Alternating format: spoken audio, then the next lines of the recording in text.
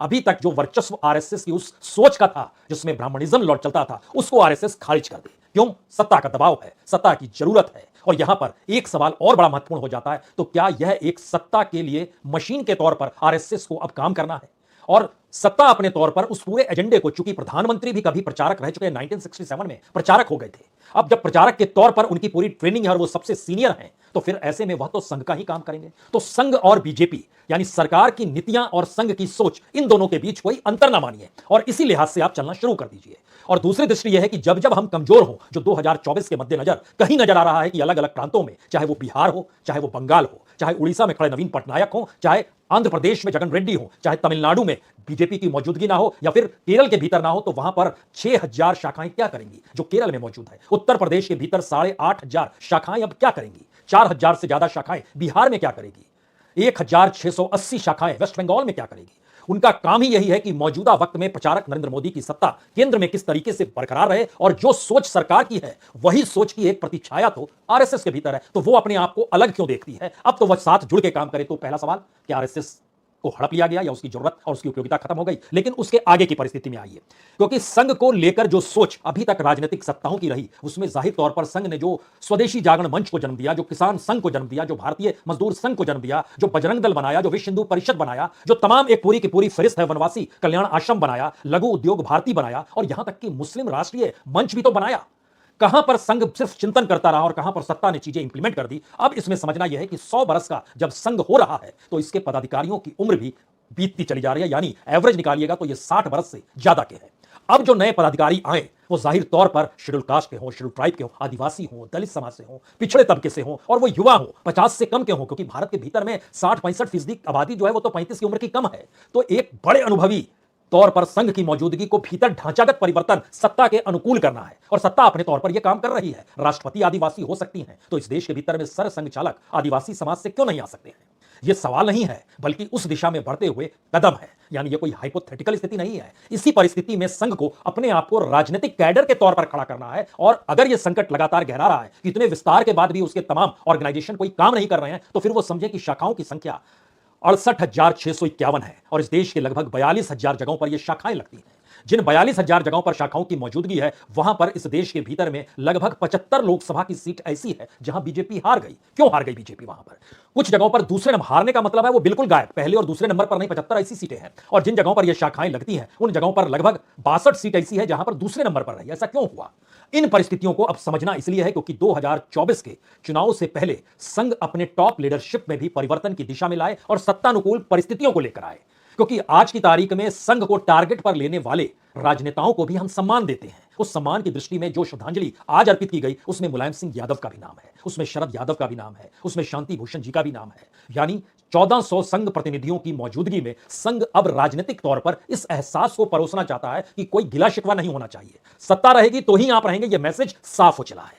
यानी यह मैसेज सत्ता ने दिया है, समाज ने दिया है, या विपक्ष ने दिया है। यह भी एक चिंतन का विषय हो चला है, क्योंकि जिस तरीके से कांग्रेस या राहुल गांधी संघ पर निशाना साधते हैं, मैसेज सत्ता के जरिए यही जाता है कि कल्पना कीजिए हम सत्ता में नहीं है तो आपका क्या होगा।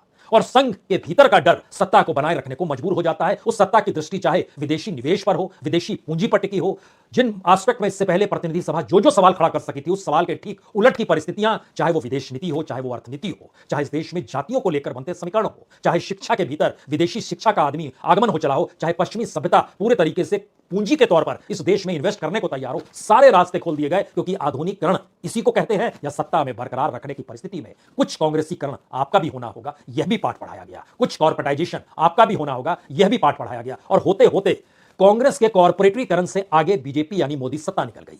जो economic reform PV Narasimha Rao और मनमोहन सिंह ने सोचा समझा, और प्लानिंग कमीशन के चेयरमैन रहते हुए मोंटेक सिंह अहलूवालिया जिन नीतियों को लागू करते थे और जिस पर बीजेपी संसद के भीतर विरोध करती थी, वो सारी चीजें 100 गुना ज्यादा रफ्तार से मौजूदा सत्ता ने अपना लिया। क्योंकि सत्ता किसी भी दृष्टि से कोई ऐसा विपक्ष नहीं चाहती है जो उसके विचारों के हटकर और विरोध की परिस्थितियों के साथ दिखाई दे, तो सब कुछ समेट लीजिए अपने साथ। यह बिल्कुल नई परिस्थिति संघ के सामने है। लेकिन संघ की मौजूदगी का फिर मतलब क्या हुआ, यह सवाल बार बार निकल कर आएगा। और ऐसे के में 3 सवाल सबसे महत्वपूर्ण है। पहला, आरएसएस की मौजूदगी तभी तक संभव है जब वो पूरा ढांचा अपना बदल के सत्ता के अनुकूल हो जाए।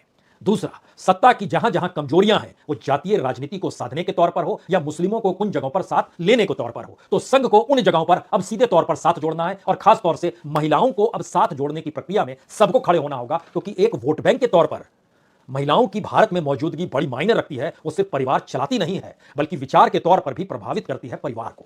और अगर आरएसएस ने महिलाओं की शाखाओं में विजय प्राप्त कर ली तो फिर एक पूरा कैडर बन जाएगा इस देश के भीतर में, जहां पर बीजेपी को कहीं गुहार लगाने की जरूरत नहीं पड़ेगी कि हमें इस इलाके के इन महिलाओं को लेकर यह योजनाएं कर रहे हैं, क्योंकि वह खुद उस विचारधारा से ओतप्रोत हो जाएगी। इस परिस्थिति में लोकसभा चुनाव से पहले आखिरी प्रतिनिधि सभा का मतलब क्या है?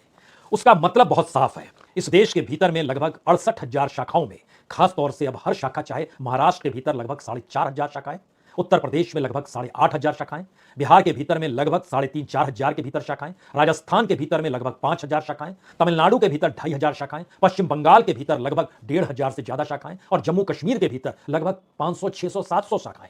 इन शाखाओं को न सिर्फ अब कैडर के तौर पर काम करना है, माने स्वयंसेवक बीजेपी के राजनीतिक कैडर होकर समझें, और जो प्रांत प्रचारकों की तादाद है इस देश के भीतर में, उसकी जो नियुक्तियां हो अब आने वाली टीम को लेकर, वह जातीय समीकरण के हिसाब से हो, क्योंकि जब जातीय जनगणना का जिक्र इस देश के भीतर चल पड़ा है तो उस जातीय जनगणना के अनुकूल संघ भी अपने आप को ढाल ले, यानी सत्ता के लिए एक ऐसी मशीन में खुद को तब्दील कर लीजिए जहां पे मोदी सत्ता का बरकरार रहना और रखना ही आरएसएस का ध्येय है। और यह ध्येय जो है उस हिंदुत्व के आश्रय की चिंता मत कीजिए, उसे भी लाना होगा तो आप सिर्फ चिंतनशील हो पाएंगे, सिर्फ समाज के भीतर चर्चा कर पाएंगे। काम करेगी मोदी सत्ता ही, जो कानूनी जामा पहनाने की ताकत रखती है, चाहे वो 3 तलाक का मसला हो या फिर मुस्लिमों से जुड़ा हुआ कोई भी मुद्दा जो आपके जहन में आता हो, उसको देख लीजिए। अब आप राजनीतिक कैडर के तौर पर खड़े हो जाइए, यानी प्रचारकों की तादाद इस देश के भीतर जो 2,500 के करीब है, और जो साप्ताहिक बैठकों के भीतर में जो भी डिस्कशन करते हैं वो राजनीतिक तौर पर बीजेपी के अनुकूल जमीन बनाने की होनी चाहिए। तो संघ को लेकर 3 पार्ट या बीजेपी को लेकर 3 पार्ट या दोनों परिस्थितियों को मिला के 5-6 पार्ट या फिर एक ही पार्ट इस देश के भीतर में, कि आरएसएस को जिस रूप में हेडगेवार और गोलवलकर के दौर को देखते समझते हुए मौजूदा वक्त में अगर कोई सोचना चाहता है तो वह सिर्फ इतना ही सोचे, जब जब जरूरत आरएसएस के उस ढांचे को दिखाने की होगी, जहां कहीं सावरकर आ जाए, कहीं पर हेडगेवार आ जाए, कहीं पे गोडसे का जिक्र हो जाए तो कर दिया जाएगा, लेकिन राजनीतिक तौर पर उसका लाभ बीजेपी को मिलना चाहिए, यह पहली शर्त है।